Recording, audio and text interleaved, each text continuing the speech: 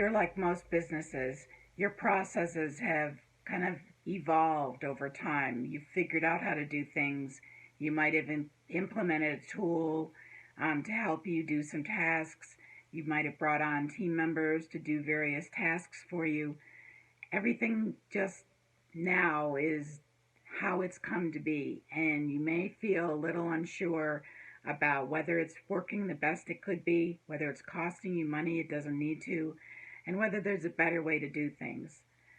In my session at this Pro Win Success Bootcamp, we're going to look at how you can see the big picture of your processes.